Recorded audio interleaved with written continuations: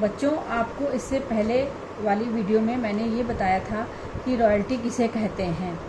ठीक है, अब मैं आपको रॉयल्टी में कॉपीराइट का क्वेश्चन बताती हूँ कि कॉपीराइट का क्वेश्चन कैसे लगाया जाता है या कॉपीराइट में रॉयल्टी किस प्रकार से दी जाती है। तो कॉपीराइट का मीनिंग ये होता है कि किसी भी लेखक या प्रोफेसर द्वारा अगर कोई पुस्तक लिखी गई है तो उसका उस पर अधिकार होता है, उसे कॉपीराइट कहते हैं, और वो उस व्यक्ति के नाम से ही प्रकाशित हो सकता है। लेखक अपने कॉपीराइट का जो प्रकाशन का अधिकार है वो किसी भी पब्लिशर को रॉयल्टी के बदले में दे देता है, और लेखक को पुस्तक की जो बिकी हुई प्रतियां हैं उनके आधार पर रॉयल्टी प्राप्त होती है। मैंने एक क्वेश्चन लिया है, उससे मैं आपको समझाना चाहूँगी। देखिए, क्वेश्चन आप पढ़ लीजिएगा, हम मेन पॉइंट बता देते हैं। एडवांस जो रॉयल्टी उसने ली है वो 2000 रुपये है, जो उसको एवरी ईयर में उसे जो मिली है उसका निकालना पड़ेगा कि किस तरह से हम एडजस्टमेंट करेंगे। ठीक है, ऑथर ने 1 जनवरी 1914 में अपना ये एडिशन निकाला है। 20% आपको प्रिंटेड प्राइस पे उस जो सोल्ड होगी उसका उसे रॉयल्टी मिलेगी। ठीक है, 31 दिसंबर ईच ईयर माना गया है। तो पब्लिशर ने की जो बुक्स हैं वो दिया हुआ है 15, 16, 17, 18, 19 में कितनी है और उसका प्रिंटेड प्राइस क्या है। अब आप देखिए 2015 में टोटल जो सेल हुई है वो 9000 हुई है, क्योंकि 900 तो बुक्स थी और 10 रुपये के हिसाब से 9000, 850 था और 10 के हिसाब से 8500, 12 इसी तरह से 1000 रुपये की थी, 12 के अकॉर्डिंग उसका जो रेट था तो 12000, इसी तरह से 1200 थी और 12 रुपये का प्राइस था, तो 12 जा 144 होता है तो 14400, इसी तरह से इसका 15 के अकॉर्डिंग 21000 रुपये हुआ। रॉयल्टी 20% है, 9000 का 20% अगर आप निकालेंगे तो 1800 आएगा। आप कैलकुलेटर लीजिए, निकालते जाइए। 85,000 का 20% 1700, 12000 का 20% 2400 रुपये, और 14400 का 20% 2880 रुपये, 21000 का 4200। जो मिनिमम रेंट पेमेंट है वो है 2000 रुपये, तो 2000 रुपये एवरी ईयर है। अब देखिए, पहले साल रॉयल्टी है वो 1800 रुपये उसको देनी है, और मिनिमम रेंट 2000 निश्चित है, तो मिनिमम रेंट तो वो लेगा ही 2000, लेकिन रॉयल्टी 1800 की, यानी कि 200 रुपये का जो है नुकसान हो गया है। और यहाँ पे रॉयल्टी 1700 आई है और मिनिमम रेंट उसे 2000 देना ही पड़ेगा, यानी 300 रुपये वो एक्स्ट्रा दे रहा है। ठीक है, तो अमाउंट पेड टू ऑथर को 2000 इस साल में मिले, 2000 इस साल मिले। नेक्स्ट थर्ड ईयर में जो रॉयल्टी है वो 2400 रुपये है और मिनिमम रेंट 2000 है। यहाँ पे क्योंकि आपस में जो कॉन्ट्रैक्ट हुआ है कि रॉयल्टी तो उसे लेनी है, लेकिन अगर जिस वर्ष रॉयल्टी की राशि कम होगी उस वर्ष उसे मिनिमम रेंट का पेमेंट करना होगा। तो यहाँ पे रॉयल्टी है 2400 रुपये, मिनिमम रेंट है 2000, तो यहाँ पर उसे रॉयल्टी पेड होगी। यहाँ पे 2880 रॉयल्टी आई है, मिनिमम रेंट 2000 है, लेकिन वो 2880 लेगा।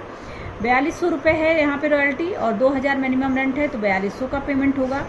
अब आप देखिए कि शॉर्ट वर्किंग को रिटर्न करने का कोई अनुबंध क्वेश्चन में नहीं दिया हुआ है।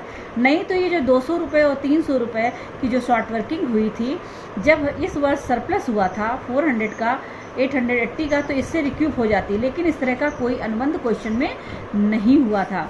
तो फर्स्ट 2 ईयर्स शॉर्ट वर्किंग को प्रॉफिट एंड लॉस अकाउंट में ट्रांसफ़र किया जाएगा।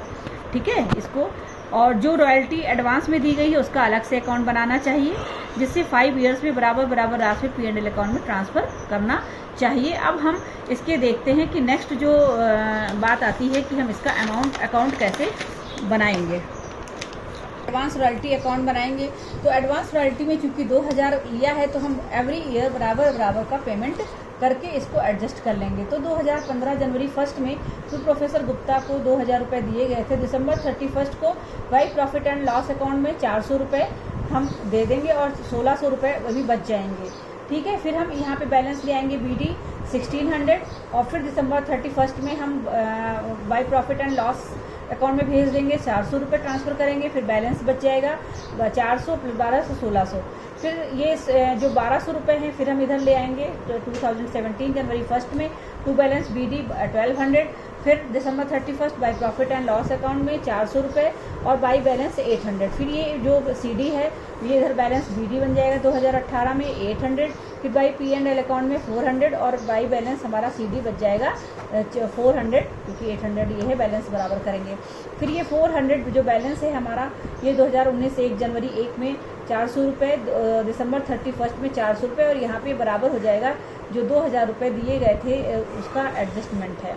अब आती है बात शॉर्ट वर्किंग अकाउंट की। तो शॉर्ट वर्किंग आप देखिए आपकी टेबल में फर्स्ट ईयर और सेकेंड ईयर में 200 और 300 रुपये की शॉर्ट वर्किंग आई है। तो 2015 दिसंबर 31 में टू प्रोफेसर गुप्ता 200 रुपये, दिसंबर 31 by profit and loss account 200, क्योंकि उसमें कोई भी अनुबंध नहीं किया गया था शॉर्ट वर्किंग रिक्यूब करने का। 2016 में टू प्रोफेसर गुप्ता 300, दिसंबर 31 by profit and loss account 300, ये ट्रांसफ़र कर देंगे क्योंकि कोई कॉन्ट्रैक्ट नहीं है। अब प्रोफेसर गुप्ता जो ऑथर हैं उनके लिए हम निकालेंगे कि कैसे उनका अकाउंट बनाया जाएगा। तो 2015 जनवरी 1 टू बैंक में 2000, ओके, और by advance royalty 2000, by royalty आपने क्वेश्चन में देखिए रॉयल्टी वाले कॉलम में 1800 उनकी रॉयल्टी थी और शॉर्ट वर्किंग हुई थी 2000, तो हो गया टोटल 4000। यहाँ पे जनवरी 1 में 2000 दिए गए थे, बैंक में 2000 यानी 4000। अब आप देखिए फिर टू बैंक अकाउंट 2000, क्योंकि 2000 में मिनिमम रेंट आपका है दिया हुआ। फिर बाई रॉयल्टी 1700 आपके क्वेश्चन में टेबल में आई हुई है, शॉर्ट वर्किंग हो गई 300 की, तो टोटल हो गया 2000, ठीक है। 2017 दिसंबर 31 को बैंक में 2400 जो रॉयल्टी है और बाई रॉयल्टी 2400, क्योंकि उतने का ही पेमेंट कर दिया गया है। 2018 में 2880 रुपये की रॉयल्टी आई है और बाई रॉयल्टी पेमेंट जो है 2880 हुआ है। 2019 में टू बैंक अकाउंट 4200, दिसंबर 31 में बाई रॉयल्टी 4200 पेड की गई है। तो ये प्रोफेसर गुप्ता जो है उनका अकाउंट। अब जो लास्ट आपका अकाउंट बचता है रॉयल्टी अकाउंट। रॉयल्टी अकाउंट में 2015 में प्रोफेसर गुप्ता की जो रॉयल्टी है वो 1800 है, प्रॉफिट एंड लॉस अकाउंट में 1800 ट्रांसफ़र कर देंगे। 16 में 1700 है रॉयल्टी, 1700 ट्रांसफ़र कर देंगे। 17 में 2400 है,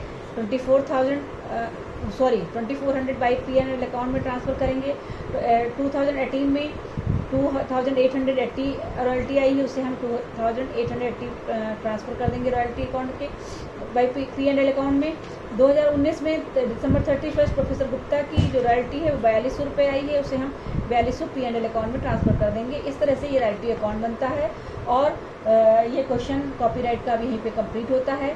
नेक्स्ट वीडियो में हम आपको एंट्री करना किसी खान की या किसी माइन का क्वेश्चन लेंगे और उसमें हम आपको जनरल एंट्री करना सिखाएंगे।